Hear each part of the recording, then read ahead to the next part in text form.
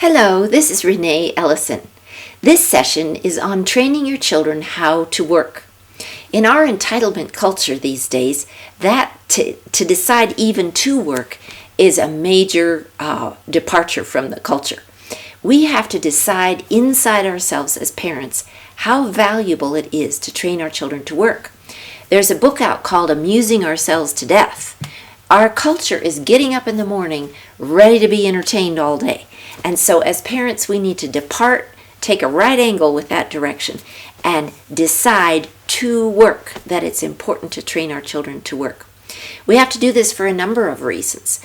First of all, it's going to become a necessity. When we first have little children and we're watching Disney films or whatever, and the day is largely arranged around play, we don't quite get it yet that this is going to become voluminous. Work is going to become bigger and bigger in our homes. And so we need to start gravitating in that direction to requiring work, training work, loving work. So work builds character. There's absolutely nothing like work to build character. It trains a child in follow-through, in diligence, in industry, in planning ahead. It is just full of all the character traits. Being honest with the clients you're working with and with the customers, being truthful, being there on time, punctuality, all this is learned through work, not just academics, but through work, physical labor. And of course the dishes have to be done, the house has to be kept clean, or it starts to fall around our ears. So we have to train our children that this is important. Okay, we not only have to decide to work in this culture, something other generations didn't even have to think about. They knew they had to work, but we have to decide to work. We also have to decide the manner in which we're going to work. Are we going to train our children to work with vim and pluck, or are they going to be listless? If they're wiping off the kitchen table, are they doing it listlessly, or are they doing it with determination and speed to get it done, to get it finished? Okay, and are they working with a good attitude? That's the other thing we have to train. Schools, can teach your children. They can teach your children academics, but they can't touch attitudes. And that's what work touches in spades. It touches attitudes. You must please your customer. You must serve well. You must serve with joyfulness and a good attitude. Okay, so what do we work upon in the home? Well, we work upon chores and family projects. Big, huge family projects. It might be doing some landscaping in your backyard and your children help you haul the rocks. It might be cutting out a pattern for a dress or a skirt or a shirt for the little fellows. It might be cleaning up and sorting, and the children are involved in what things go in which boxes. So you use chores, which are maintenance types of works that are repetitive, cleaning the dishes and sweeping under the kitchen table. So we'll use chores, and then we'll use great big family projects, painting a utility truck or whatever. And you involve your children in all this. You create a little companion project for them, even when they're very small. If you're doing the dishes, you can scoot your little 2-year-old up and have his hands playing in the water in the bin next to you, pretending to wash dishes. If you're scrubbing the floor, they can wet down the bottom cupboards, wipe off the bottom cupboards using no soap. If you're outside painting, you can give them a paintbrush and water in a can, and they can paint the sidewalk with the water. So you always are mindful of preparing a little companion project for your children.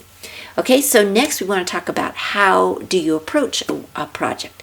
Well, you splinter the skill down into the tiniest thing they need to do. Let's say you've assigned them to clean the bathroom. Well, you begin with the mirror and what cloth are you going to use, or paper towel? Where are you going to find the cleanser? Where are you going to put it back when you're done? And then you move to the sink, and what tool are you going to use? And where will you put that when it's over? And so you progress through a big job by splintering the skill. Even in their bedrooms, you say you're going to clean up this 3-foot area, and you can even put string down, and they conquer little bits by little bits. A child is no good at seeing a big project and figuring out how to attack it. So you need to splinter that skill down to the smallest thing they've never done before and conquer it at that level. You also need to begin early. Even when you're changing diapers on a child who can now walk, you say to the child after you've changed the diaper, you go trot right off and put it in the trash can. You manage your own diaper.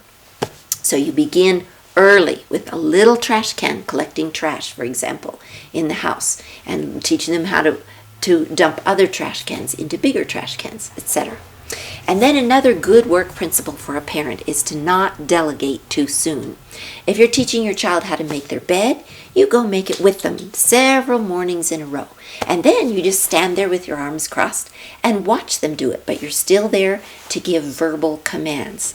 And then finally you watch from the door and you see if they're doing it when they think you're not looking. And so you delegate by baby steps. You don't just say, okay, now you go clean your room. You delegate by small degrees. Okay, and then another important principle regarding work for parents is to treat every child as a firstborn. Generally, the firstborn comes along and can learn to work robustly. They can learn to work vigorously.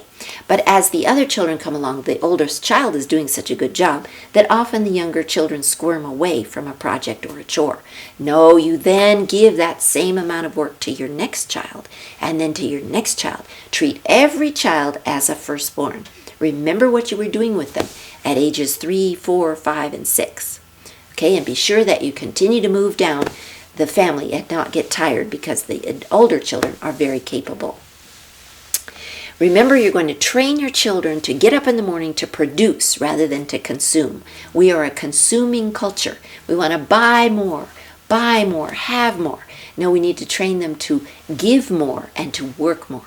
If you hope to exert any influence on the culture, you have to learn to work. And so this is something you want to transfer as an appetite to your children.